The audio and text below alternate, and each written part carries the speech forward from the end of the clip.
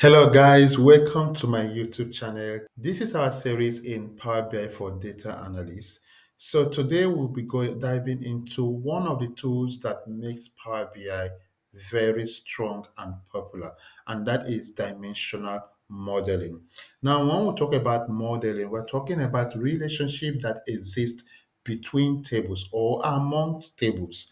Data modeling is your ability to get your table to communicate with one another so as to make the most out of your data. In the world of data engineering and analytics, we have different types of modeling. I will start with a big table where we have all the tables merged into one. When multiple tables are merged into one, it is known as one big table. And also nice, it works in some things, but it doesn't really work in some places, especially when you have loads of tables. Now, the next one is the data vault. The data vault is more like an agile methodology in terms of data modeling. It is very robust, but very, very complex. So it is all about applying the concept of third normal form, which is the data modeling we use in transactional data, into the analytics data modeling. The learning curve is very complex. However, if you learn it, that is fantastic. The next one, which is what we are going to be facing, and which is what you will be doing as a data analyst, is the dimensional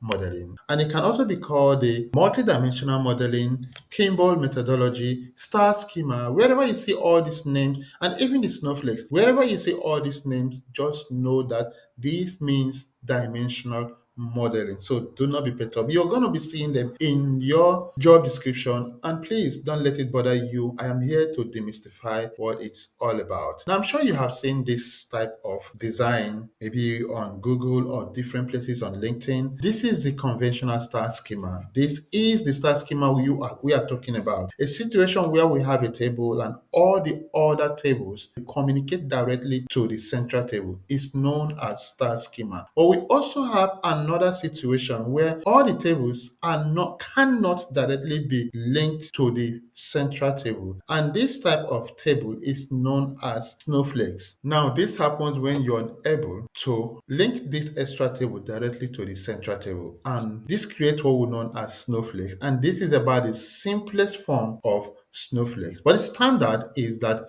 you try to stick to star schema. All right, what do all these tables represent? They represent the facts table from the center, and this is where all your business logic reside, all the transaction that happen. So say you have a hospital and patients come in there on daily basis or even every hour. They can come as many times as possible. All the record of the patient is recorded in this facts table. As long as analytics tables are concerned, all those transactions happen here. We compile them into a very long table known as transaction table or facts table, because this is where all the transactions take place. Within this table, we have the measures, the metrics. These numbers give us form of aggregation. They don't make meaning on their own. That is why we have the dimension tables. And this dimension creates meaning to this. It gives us contextual meaning, regional meaning, demographic meaning to all our measure. And that is where the data analysis comes in really strong. So I use a framework that is used by journalists in their questioning or journalism. And that is me like asking, okay, I have this data set. How do I know where to place them? Which one should be my transactional data or facts table, and which should be my dimension? So notice that your facts table represents those transactions that happen daily. The daily sales, daily visit to the hospital,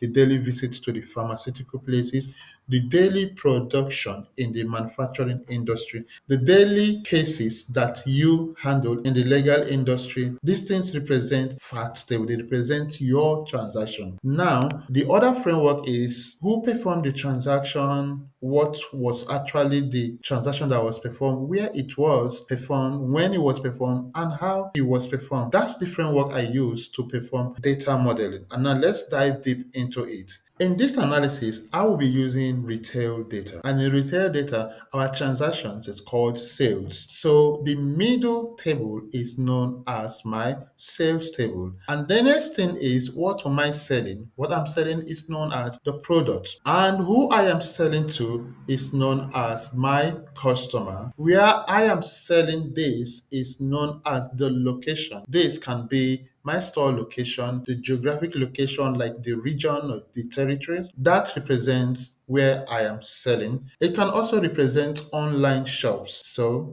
in terms of store location, it could be a physical location, it could be online shop, or in terms of the geolocation, it could be the country, the territories, the states, the counties, or even the councils. And now the next is when the transaction took place or takes place, and that it represents my dates. Now, how the transaction happened represents, for me, I am using the payment method. This is how I managed to create my multi-dimensional modeling. And they are called multi-dimensional modeling because we have multiple dimensions modeled to the facts table. And this will help your data make sense. Now, enough of this. Let us go and quickly demonstrate how this works. All right, so I am on my Power BI because we are doing this on Power BI, as I said. So I have brought in my tables. And if you want to know how to bring in tables or ingest tables from disparate sources, I will leave the link in the description. Please check it out. And that link will also have all the other videos because this is a series. And for you to keep tab of this series, I will encourage you to subscribe to this video. Please, if you want to encourage me to make more videos, kindly give the video a thumbs up and share it amongst your friends. It is good for the YouTube algorithm to recommend it to many persons. So now we are on this interface. Like I told you earlier, we have different tabs, and I'm going to focus on the model view. So these are the tables, and you can see that these closely look like the diagram I just showed you in my PowerPoint. Now let us model this. Before you model, you need to understand the concept of primary key and foreign key. For tables to communicate among themselves, they need to have a relationship. Now, this relationship is established using the concept of primary key and foreign key.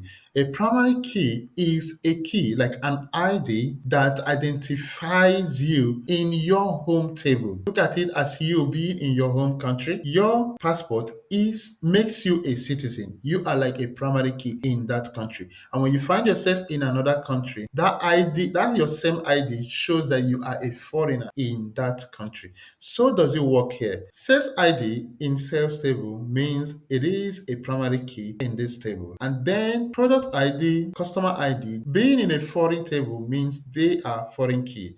But within their own country or their own table, product ID is now the primary key here. You can also call it a product key. So let's move on. To establish relationship, all we need to do is let's start with the product and sales. Go to sales table or start from the product table. It's up to you. From here, you drag it and drop this product ID on this product ID here. And it established what we know, what is called many to one. That is because many entries in the sales table represent one entry here. All right, so we have the concept of many to one, one to one to many, and many to many. Many entries in the facts table represent one entry in the dimension table. If we had gone from dimension table to the facts table, it would have given us one to many. One to many or many to one is also correct. Power BI is intelligent to dictate which is many and which is one. All right, so let's move in and save this. Okay, so we have established this, and you can see the star represents many entries in the sales table, and this one represents one entry in the dimension table.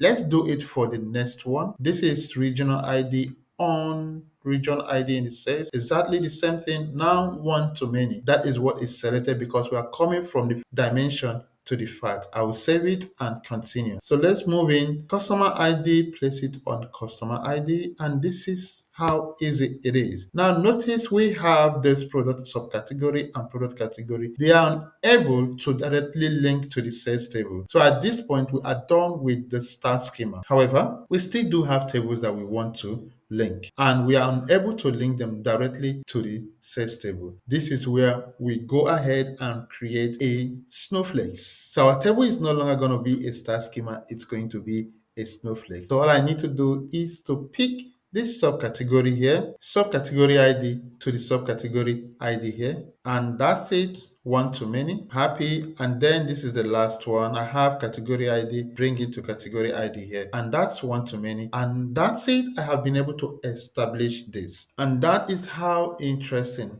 this is. All right, that is it for this video, and I will see you in my next video. Don't forget to subscribe if you have not subscribed. Give this video a thumbs up. Please, it is good for the YouTube algorithm. Encourage me so that this YouTube channel will grow. Share it amongst your friends. And until I see you in the next video, keep analyzing.